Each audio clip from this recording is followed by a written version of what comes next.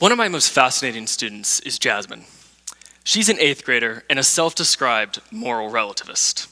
According to her, a moral relativist is someone who believes that we can never know right from wrong because it's all subjective. It's all based on your point of view, which I happen to think is a pretty convenient philosophy for an 8th grader, and probably one of the reasons why our conversations usually go something like this. Hi, Jazmin, you're late for class.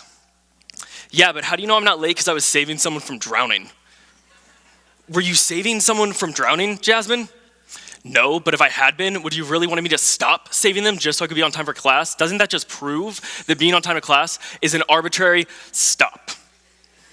Yes, you need to be on time for class. Being on time prevents you from missing important information. Go to attendance, get a tardy, then come back to class, and so on. Jazmin is very good at talking back. But before you think too poorly of her, you have to understand where her ability to backtalk comes from. You see, Jazmin is a backtalking moral relativist because she has read actual full-length books on moral relativism. She has compared and contrasted different ethical systems like deontology and consequentialism. And through this process, she has decided that the best one, the one most persuasive to her, is moral relativism.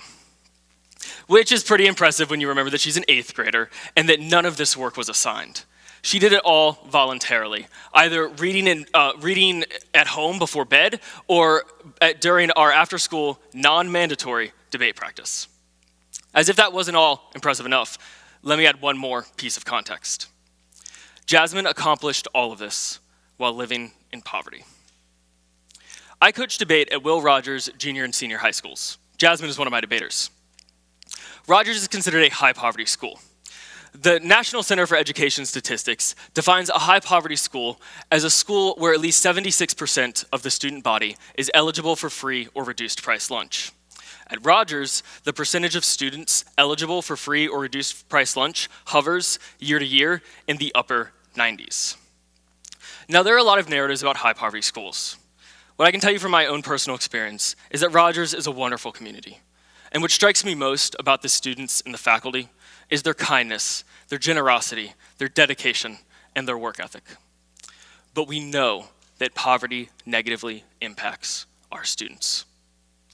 It is not uncommon for neuroscientists, when describing the effects of poverty on childhood development, to refer to the atrophy of the brain. Among a litany of adverse impacts, poverty negatively affects cognitive development, social and emotional competence, and academic achievement. Furthermore, we know that regardless of the source of this poverty, the students themselves are not to blame. I think that's an important point. The students that are hurt by poverty did nothing to deserve it. Education, of course, is supposed to be the surest way out of poverty, the key to breaking the cycle, the holy grail. But poverty makes attaining a good education harder, which means that the tool that we as a society have identified as the way out of poverty is actually harder to access from a position of poverty. So the question becomes, how do we make education a viable means of overcoming poverty? I want to suggest that Jazmin might hold an answer. How did she accomplish so much? What made her accomplishments possible? And can we use her as a model for other students? Because you see, Jazmin is a debater, and my contention is that debate supercharges education.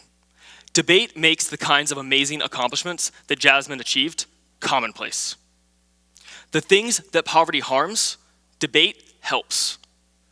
Where poverty harms cognitive development, debate has been shown to improve it. Where poverty harms social and emotional competence, debate has been shown to improve it. And where poverty harms academic achievement, debate has been shown to improve it. How does debate make such amazing accomplishments commonplace? How does debate supercharge education? The most knowledgeable person in the world on the power of debate is an epidemiologist at the University of Michigan named Brianna Mazuk. A former debater herself, she has authored 3 different studies on the power of debate. Specifically, she studies the effects of debate on at-risk students. She compares at-risk students who do debate to at-risk students who do not do debate. She's asking, all other things being equal, can debate move the needle for students in poverty? The results of her research are impressive. According to her research, 90% of debaters graduate high school on time, compared to 75% of their non-debate peers. 86% of debaters enroll in college, compared to 78% of their non-debate peers. And 31% of debaters graduate college, compared to 22% of their non-debate peers. Now, if those differences in percentage don't seem that significant, consider Tulsa Public Schools. Tulsa Public Schools has approximately 40,000 students. If 22% of those 40,000 students graduate college, that's 8,800 students receiving their college diplomas. What if instead 31% of those students graduate college? Now you have 12,400 students graduating college. That's an increase of 3,600 students. That's 3,600 students that who previously may not have had the opportunity to go to college, receiving their college degrees. So how are results like this possible? I want to suggest that debate supercharges education for 3 reasons. First, debate teaches critical thinking. Second, debate teaches research. And third, debate gamifies critical thinking and research so that students become motivated to think critically and research deeply in order to win. First, debate teaches critical thinking. Every debater is expected to debate both sides of a topic, a format called switch side debate. Switch side debate means that at some point, every student is required to argue against their own beliefs. They have to agree with the side that they disagree with.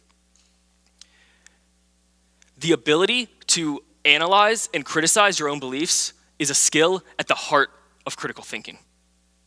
It's why my debaters can pore over hundreds of pages of research, take that research and use it to form arguments, and then pick those arguments apart. And it's why when I hand them an article and say, hey, I think this makes a pretty good argument, I know they're gonna hand it back to me with at least like 6 different reasons why I'm wrong. Second, debate teaches research. Every debate has a topic, but that topic is generally so broad that an almost infinite number of arguments are possible within that topic area. So for example, this year, my students were given the topic, loosely summarized, make the immigration system work better. The year before that, it was make the education system work better. The year before that, it was improve relations with China. Think about the number of different ways there are to improve education or immigration or relations with China. Then think about having to refute each of those arguments as well, and you'll have some sense of the amount and depth of research that students do for debate. Third, debate gamifies critical thinking and research skills so that students are motivated to learn those skills in order to win. The gamification of key academic skills incentivizes students to learn those skills. Simply put, the team that thinks critically about the issues better and researches those issues more tends to win. And this gamification matters.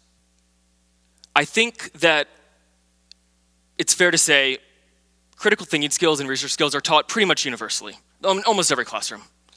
But I also think it's fair to say that a large number of people would agree with me that a lack of critical thinking and an inability to research deeply and differentiate between good and bad sources of information are significant concerns in our society.